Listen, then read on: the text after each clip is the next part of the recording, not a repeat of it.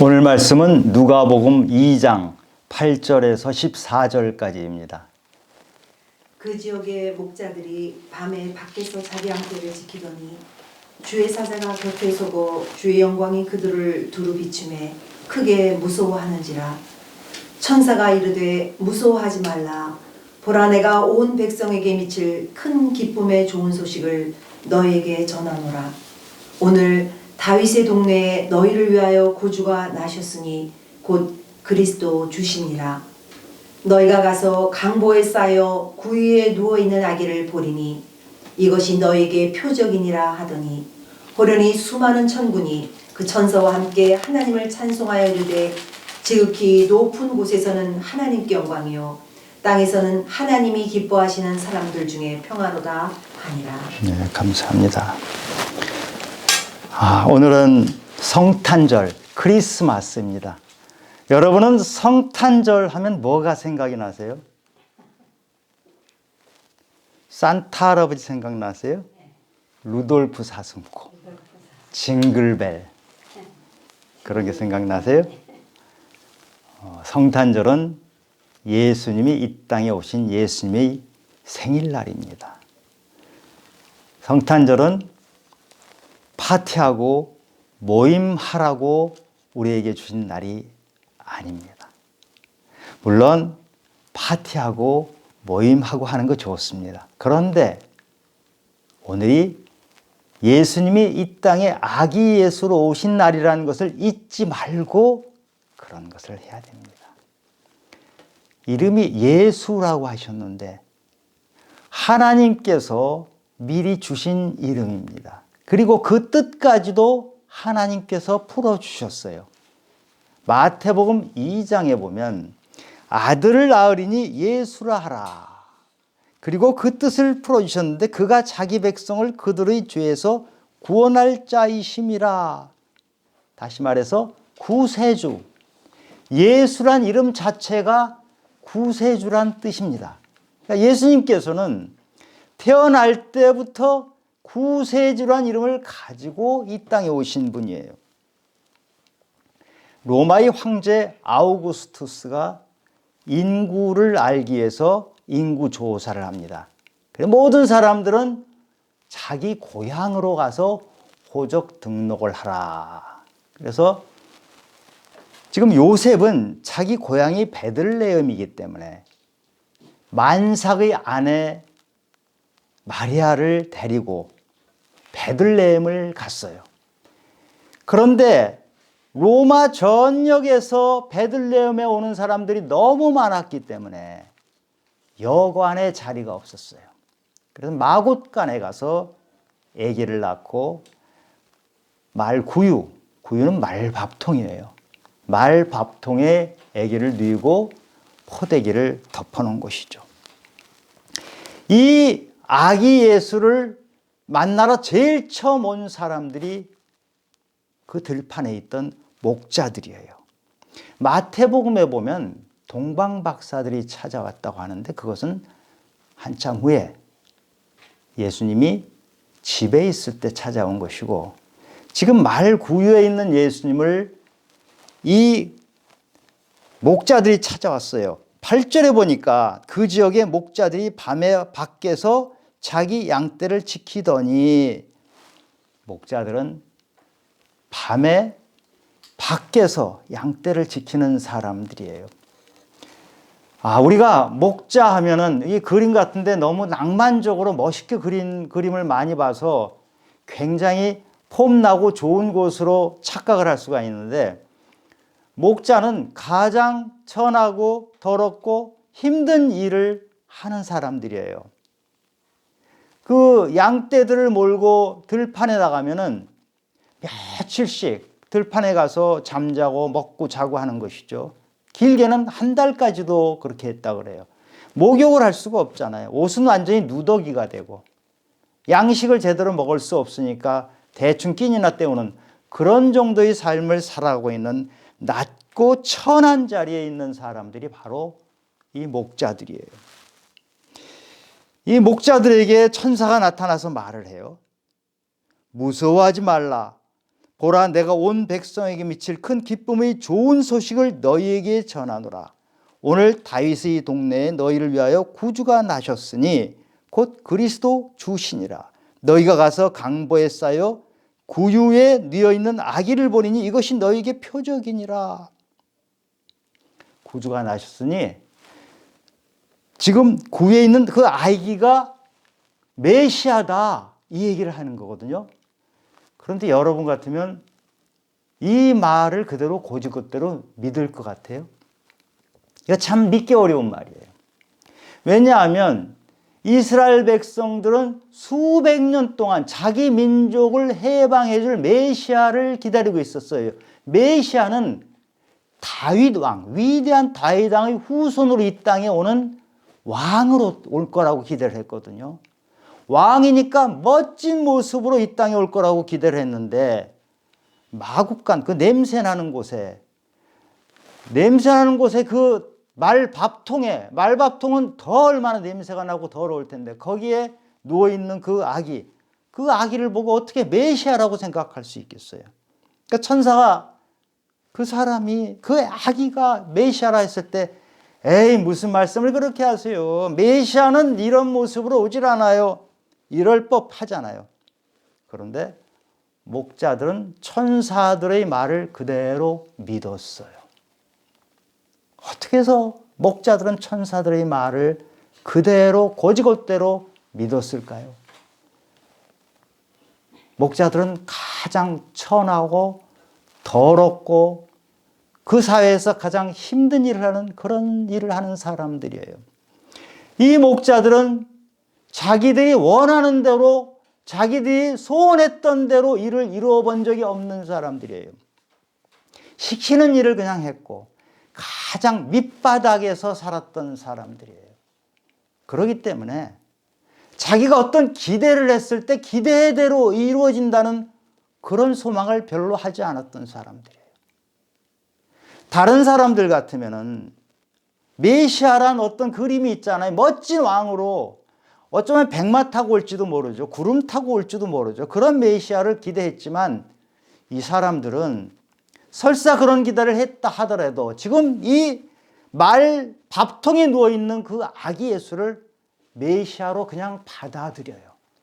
자기가 기대했던 것과 다르더라도 그것을 포기할 줄 아는 사람. 그것이 바로 가장 낮은 자가 받는 복이에요. 낮은 자는 물론 누구나 기대를 하지만 기대대로 되지 않더라도 때로는 그것을 포기하고 받아들이는 사람이 낮은 자고, 이런 낮은 자는 복을 받는 것이에요.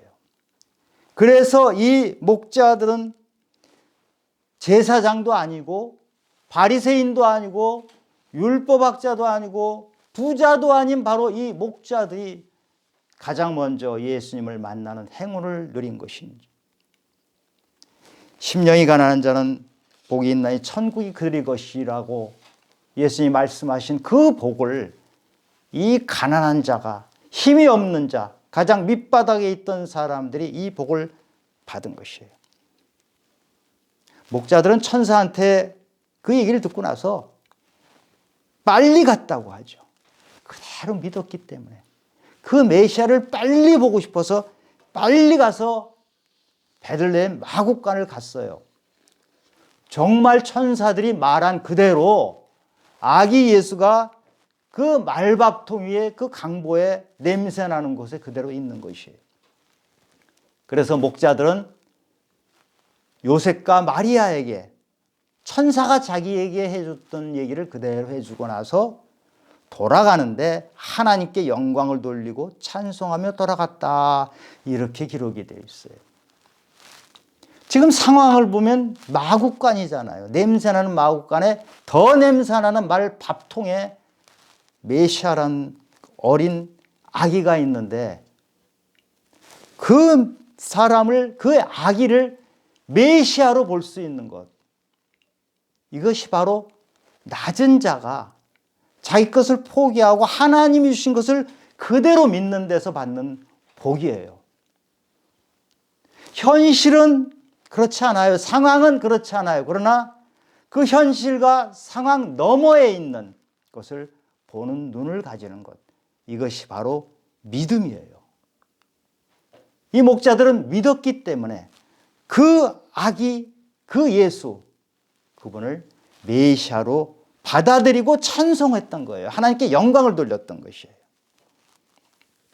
오늘은 예수님이 이 땅에 오신 기쁜 날입니다. 우리가 부모님 생신 때는 부모님 잔치를 해드리면서 꼭 잊지 말아야 될 것이 있죠. 부모님이 어떤 분인지, 어떻게 사셨는지를 우리는 좀 알아야 되죠. 오늘 예수님 생일날이면 우리는 예수님이 어떤 분인지를 좀 알아야 돼요. 천사가 얘기를 했어요. 너희를 위하여 구주가 나셨으니 곧 그리스도 주시라.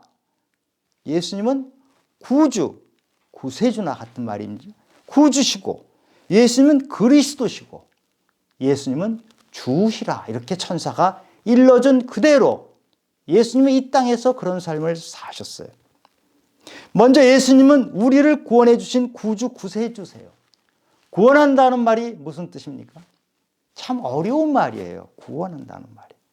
가장 쉽게 이해하려면 사람이 물에 빠졌는데 물에 빠진 사람을 건져서 살려주는 것이에요. 물에 빠진 사람을 건져서 살려주는데 수많은 사람을, 물에 빠진 사람을 건져서 살려주시고 본인은 죽어요. 그것이 바로 구세주로 오신 우리 예수님이 하신 일이에요. 디모데전서 2장 4절에 보면 모든 사람이 구원을 받으며 진리를 아는 데 이르기를 원한다. 하나님은 모든 사람이 구원을 받기를 원하세요. 우리 모든 사람 다 죄인이잖아요. 그런데 죄인인 우리들을 한 사람도 빼놓지 않고 구원을 받기를 원하시는 분이 바로 하나님이시고, 그 하나님이 구세주로 이 땅에 오신 것이거든요. 그래서 우리 오늘 성탄절에는요, 정말 우리가 미웠던 사람, 언론에 나면 아주 그냥 정말 저 사람은 용서 못하겠거나 이렇게 보이는 그 사람, 그 사람에게도 주님께서는 구세주로 오셔서 그도 구원하러 오셨다는 것을 생각하는 시간이 돼야 돼요. 예수님은 우리를 구원하시고 희생하러 오신 거예요. 모든 죄를 다 지고 죄가 하나도 없으신 그분은 희생하러 이 땅에 오신 분이에요. 죽으려고, 십자가에 죽으려고 이 땅을 오신 분이 바로 오늘 그 말구 위에 있는 그 아기 예수거든요. 요즘 눈이 좀 많이 왔죠. 제가 며칠 마을 입구에 있는 눈을 쭉 치워요. 길이가 제법 돼요. 한 200m 정도 되니까 만만치 않은 거예요. 몸이 힘들 정도로 이렇게 눈을 치웠는데 몇 번 눈을 치우면서 한두 사람이 도와주기도 하지만 주로 이제 제가 눈을 치우는데요. 몇 번 그러다 보니까 제 마음속에 불편함이 생겨요. 좀 화가 나기도 하고요. 좀 섭섭하기도 하고, 나 혼자 뭐 하는 건가 이런 생각이 들 때도 있어요. 제가 일부러 자청해서 한 일임에도 불구하고 하다 보니까 그런 마음이 생겨요. 이게 인간이에요. 그래서 데살로니가후서 3장 13절에 보면 너희가 선행을 하다가 낙심하지 말라 그래. 선행을 하잖아요. 그런데 우리는 낙심을 해요. 선행을 하다가도. 그렇기 때문에 선행을 하다 낙심하지 말아라. 이것은 우리 마음에서는 이렇게 될 수가 없어요. 우리는 선행을 하다가도요, 미워지고 섭섭해지고 비난하고 화가 나고 이런 게 우리 인간의 모습이에요. 저만이 아닐 거예요. 그런데 예수님은 그렇지 않으셨어요. 죽으러 오신 분이에요. 희생하러 오신 분이에요. 정말 자기를 못 박아 죽이는 그 사람들까지도 용서하신 그런 분이에요. 그 구세주로 오신 그 예수님을 생각하는 하루가 되길 바랍니다. 예수님은 그리스도, 즉 메시아로 이 땅에 오셨어요. 그리스도는 기름 부음을 받은 자란 뜻이에요. 기름 부음을 받은 자란 옛날에 왕을 책봉할 때 기름을 부었거든요. 왕이란 뜻이에요. 이 땅에 예수님은 왕으로 오셨어요. 그런데 그 왕은 보통 우리가 생각하는 군림하고 통치하고 자기 마음대로 하는 그런 왕이 아니고 섬기러 오신 왕이에요. 겸손하신 왕. 그래서 그 겸손하신 왕은 우리를 섬겨주셔요. 우리를 묶고 있는 사슬을 다 풀어주시는 분이에요. 누가복음 4장에 보면은 예수님이 직접 말씀하시잖아요. 나는 가난한 자에게 복음을 전하고 포로된 자에게 자유를 주고 눈먼 자의 눈을 뜨게 하고 눌린 자에게 자유를 주기 위해서 왔다. 이렇게 말씀하시잖아요. 지금 예수님이 하신 이 말씀, 묶인 자들, 눈먼 자들, 이들을 풀어주고 자유를 주겠다고 하는 것은 가난한 자, 없는 자, 비천한 자만 해당되는 것은 아니에요. 부자, 권력자, 겉으로 볼 땐 그 사람들은 부족함이 없어 보여도 그 사람들도 역시 묶인 자들이에요. 묶여서 살아요. 자유가 없어요. 모든 인간은 여기에 해당되지 않는 인간이 하나도 없어요. 우리 요한복음에 보면 니고데모란 인물이 나오잖아요. 니고데모는 이 땅에서 우리가 가질 수 있는 걸 다 가졌던 사람이에요. 부와 권력과 명예와 종교 지도자까지 했던 사람이에요. 부족한 게 없는 사람이에요. 남들이 보기에는 저 사람은 정말 부족한 게 없다고 생각하는 그 사람이 밤중에 예수님을 찾아와요. 자기 삶이 묶여있는 삶이고 자기 영혼이 목말라 있기 때문에 예수님을 찾아와요. 그 예수님을 만나서 묶인 것이 풀어지게 된 것이죠. 또 한 사람 볼까요?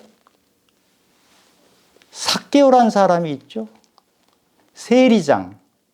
세리 중에서도 높은 자리에 있는 세리이기 때문에 굉장한 부자였을 거예요. 그 굉장한 부자 삭개오가 예수님이 온다는 것을 알고 뽕나무에 올라가서 예수님을 봐요. 예수님이 그 삭개오 집에 들어가서 말씀을 하는데 삭개오가 예수님에게 제가 부정하게 모은 돈을 다 돌려보내겠습니다. 예수님이 그때 하신 말씀이 나는 잃어버린 자를 찾아 구원하려고 왔다. 삭개오 네가 잃어버린 자다는 얘기예요. 니고데모나 삭개오나 겉으로는 부족함이 없는 사람으로 보이지만 그 사람들 역시 묶여 있었던 거예요. 우리 모두 묶여 있는 존재예요. 예수님을 만나면, 메시아를 만나면 우리는 그 묶임에서 풀려나는 놀라운 기적 같은 일을 겪게 되는 것입니다. 세 번째로 예수님은 주님이십니다. 주인이란 뜻이에요. 주인은 인도하고 지켜주는 것이에요. 예수님이 이렇게 말씀하세요. 나는 선한 목자이다. 나는 양들을 위해서 목숨을 버린다. 양이 어떤 존재인지 아시죠? 우리나라는 양을 별로 안 키우기 때문에 잘 모르는데 이 중동 지방, 유대 이런 데 가면 사람들이 양이 어떤 존재인지 잘 알아요. 예수님이 나는 선한 목자인데 나는 양을 지키고 양 위해서 목숨까지 버린다 하면 무슨 말인지 탁 들어와요. 양이 어떤 존재냐? 미련하고 더럽고 무력한 존재예요. 양은 먹이를 스스로 찾아갈 수가 없어요. 목자가 끌고 가서 그 풀밭에 갖다 놔줘야 거기에서 뜯어먹고 살거든요. 그거 다 먹으면 또 목자가 옮겨줘야지 먹고 살아요. 양은 방어 수단이 전혀 없어요. 동물들이 약한 동물은 발이 빠르다든지 뭐 뿔이 달렸다든지 또는 고슴도치처럼 바늘이라도 달고 있어서 자기를 보호하거든요. 나름대로 보호하는 수단이 다 있어요. 양은 아무런 보호 수단이 없어요. 양을 잡는 장면을 보시면은요, 양은 자기를 칼로 잡는데도 아무 소리를 않고 그대로 죽는 것이 양이에요. 이렇게 무력한 것이에요. 양은 시력도 안 좋아요.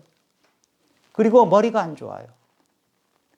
앞에 가는 양들이 낭떠러지로 굴러 떨어지는데도 모르고 그냥 계속 가서 계속 굴러 떨어지는 게 바로 이런 양이에요. 예수님께서 우리가 바로 이런 양과 같은 존재라는 거예요. 양과 같은 존재의 선한 목자라고 하시는데 양에게는 아주 귀한 것이 하나 있어요. 뛰어난 점이 하나 있어요. 양은 음성을 잘 들어요. 소리를 잘 들어서 딱 자기의 목자만 따라다녀요. 다른 목자가 부르면 가지 않고 자기 목자는 졸졸졸졸 따라다녀요. 그렇기 때문에 양은 사는 거예요. 우리는 양과 같은 존재예요. 예수님을 그 음성을 듣고 예수님을 따라다니면서 우리는 삶을 살아내면 생존할 수 있고 구원까지 받는 것이에요. 어떻게 우리가 예수님의 음성을 들으니까? 기도하고 말씀 보고 성경을 손에서 놓지 말아야 돼요. 그러면 우리는 예수님의 음성을 듣고 예수님 말씀하신 대로 삶을 살아낼 수 있는 것이에요. 그런데 예수님을 바로 눈앞에서 보고서도 만나고도 예수님을 알아보지 못한 사람들이 있죠. 바리새인들, 제사장들, 서기관들. 이 사람들은 바로 앞에 예수님을 보고도 예수님이 메시아라는 것을 알지 못했어요. 왜냐? 자기들이 생각했던 메시아하고 달랐기 때문에. 자기들이 생각했던 메시아는 엄청나게 멋있는 모습으로 와야 되거든요. 그 마국간의 말밥통에 태어난 그 사람이 메시아일 수가 없다. 단정을 해버린 것이죠. 세리와 창녀들과 놀고 있는 그 사람이 메시아일 수 없다. 단정했기 때문에. 자기가 기대한 것과 달랐기 때문에 메시아를 받아들이지 않았던 것이에요. 이런 사람들이 가장 불쌍한 사람이에요. 자기가 포로이고 자기가 눈이 멀었고 눌려 있는데도 불구하고 그것을 깨닫지 못해요. 그래 바로 앞에 다 그것을 풀어주는 메시아이신 예수님이 나타나셔도 자기가 생각하는 선입관 때문에 그 메시아와 함께하는 삶을 살지 못했던 사람들이에요. 이 세상 것에 너무 취해 있는 사람들이 있죠.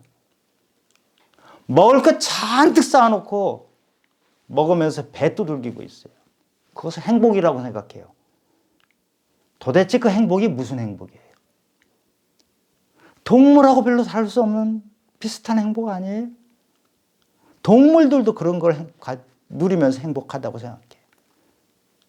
그런 행복을 누리는 것이 많은 사람이 불쌍한 존재인지도 모르고 그렇게 삶을 살아가고 있어요. 예수님께서 뭐라고 그랬어요? 보물을 땅에다 쌓지 말고 하늘에 쌓으라고 그러셨잖아요. 이 땅에 모든 것을 가졌던 왕 중의 왕인 솔로몬 뭐라고 했어요? 헛되고 헛되며 헛되고 헛되니 모든 것이 헛되도다. 이 땅의 것은 헛되도다 하는데 그것을 여전히 움켜쥐고 사는 사람들, 예수님이 이 땅에 오셨음에도 불구하고 알아보지 못하고 깨닫지 못한 채 사는 사람들은 정말 불쌍한 사람들이에요. 요한복음 1장 12절에 영접하는 자 곧 그 이름을 믿는 자들에게는 하나님의 자녀가 되는 권세를 주셨다 그랬어요. 하나님의 자녀가 되는 권세를 주셨다 그랬어요. 근데 이 권세라는 게 좀 번역이 그런데 하나님의 자녀가 되는 신분을 바꿔주는 그 일을 해주셨다는 거예요. 엑수시아란 헬라어인데 권세라고 하면 좀 이상해요. 사실은 믿는 자들, 예수를 믿는 자들은 하나님의 자녀로 신분이 바뀐다는 거예요. 여러분 지금 신분이 어떤 신분입니까? 다들 각자 다를 텐데 전지전능하신 창조주신 그 하나님의 자녀가 되는 특권을 누리는 사람들이 예수 믿는 우리들이에요. 어떤 조그만 회사 사장 아들만 돼도 좀 괜찮죠.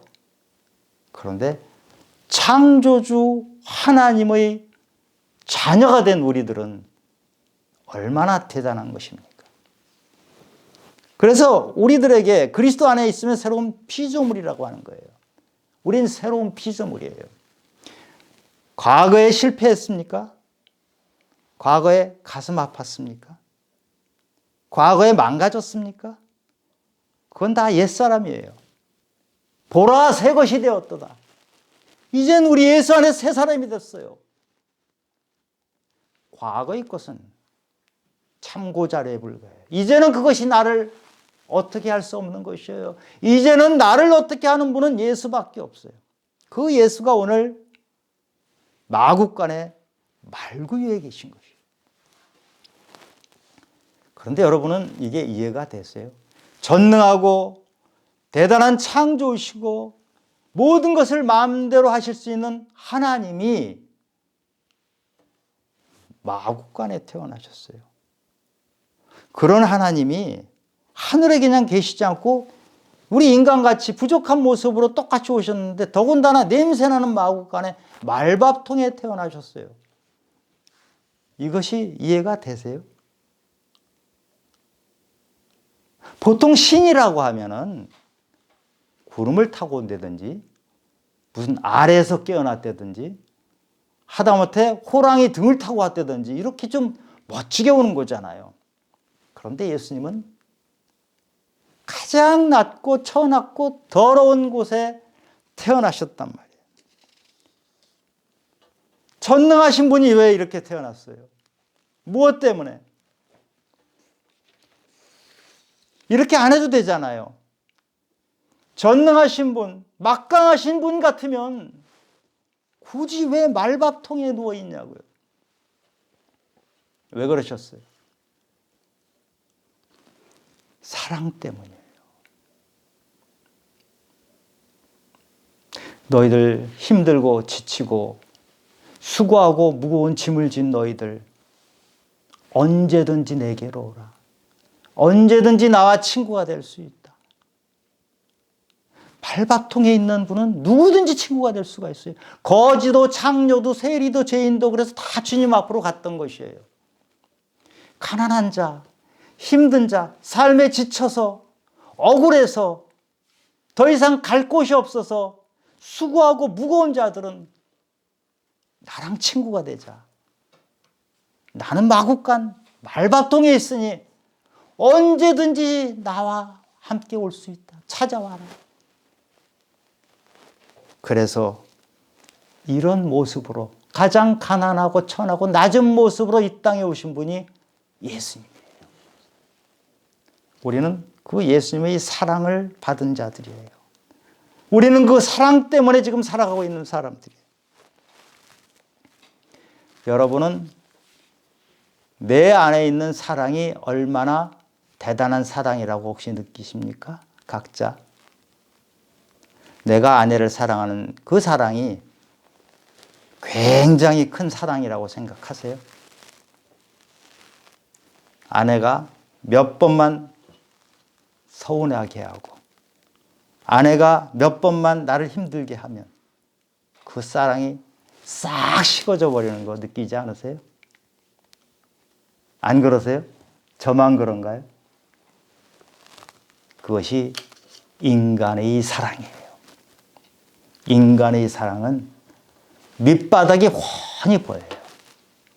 나무로 치면은 뿌리가 너무 얕아요. 바람이 조금만 불면 그 나무는 금방 쓰러지는 그런 사랑밖에 우리는 할 줄 몰라요. 그래서 예수님이 우리에게 오신 거예요. 나의 사랑을 배워라. 음해가다 현장에서 잡힌 여인이 있죠. 돌에 맞아 죽을 뻔한 여인을 예수님이 살려주시고 나서 나는 세상의 빛이니 나를 따르는 자는 어둠에 다니지 아니하고 생명의 빛을 얻으리라 그러셨어요. 주님은 세상의 빛이에요. 이 냄새나는 세상, 부정, 부패가 판치는 이 세상에 빛으로 오신 거예요. 멋진 세상, 하늘나라에 계실 수 있는 분이 우리가 사는 불법이 판치는 더러운 이 세상에 똑같이 오셔서 빛을 우리에게 쬐으신 거예요. 우리가 사는 이 삶의 현장에 오셔서 빛을 쬐우신 거예요. 우리는 그 빛을 받으면 어둠에 있지 않고 생명을 얻어요. 음행했던 여인이 생명을 얻었잖아요. 오늘 들판에 있던 그 목자, 천하고 더럽던 이 목자들이 왜 찬양을 했어요? 생명을 얻었기 때문에 찬양을 한 거예요. 달은 스스로 빛을 내지 못해요. 태양이 빛을 비추는 것을 달은 받아서 빛을 비추는 거예요. 달이 스스로 빛을 내는 것이 아니고 태양빛을 반사하는 것이 바로 달이에요. 우리가 사랑하는 우리의 사랑은 달과 같아요. 내 스스로는 사랑할 힘이 없어요. 하나님께서 우리에게 사랑을 주셨기 때문에 하나님께서 말씀을 주셨잖아요. 내가 너희를 사랑한 것 같이 너희도 서로 사랑하라. 우리는 그런 사랑을 받은 자예요. 그럼 우리가 지금 어떻게 해야 됩니까? 사랑을 나누어야 해요. 크리스마스는 내가 기뻐하고 내가 행복해하고 파티하고 모임하는 것으로 끝나는 날이 아니고 주님이 주시는 사랑을 전하는 날이에요. 이 땅에 사랑받지 못하고 사랑이 뭔지 알지 못하고 사는 사람들에게 주님의 사랑을 전해주는 날이에요. 여러분 오늘 기쁜 날입니다. 그리고 여러분은 새 것이 되었어요. 새로운 피조물이 되었어요. 그 놀라운 기쁨을 내 안에 머무르게 하지 마십시오. 기쁨도 그렇고 사랑도 그렇고 아무리 좋은 것도 내 안에 머물러 있으면 그 순간부터 썩기 시작해. 기쁨을 나누시기 바래요. 주님이 오늘 오신 이 날의 기쁨을 나누시기 바래요. 주님께서 우리에게 주신 그 놀라운 사랑, 물에 빠져 죽으려던 사람을 살려주신 그 주님이 주신 그 사랑을 다른 사람에게 나눠주시기 바랍니다. 2달 전에 이태원에서 158명에 이르는 젊은이들이 목숨을 잃었어요. 우리 목숨을 왜 잃었냐는 걸 자꾸 따질 필요가 없어요. 그 청년들의 부모들의 가슴은 찢어지잖아요. 마음이 사가들어가잖아요. 소망을 잃어버렸잖아요. 우리는 마음 둘 것 없는 그 부모들을 위로해주고 어루만지고 격려해주는 것이 우리가 할 일이에요. 우크라이나 전쟁에서 가족을 잃어버리고 집을 잃어버린 사람들이 있잖아요. 우크라이나가 오르냐 러시아가 오르냐 이걸 따지는데 시간을 보내지 마시기 바랍니다. 우리 그리스도인은 가족을 잃고 집 잃은 그 사람들에게 무엇을 해줄까?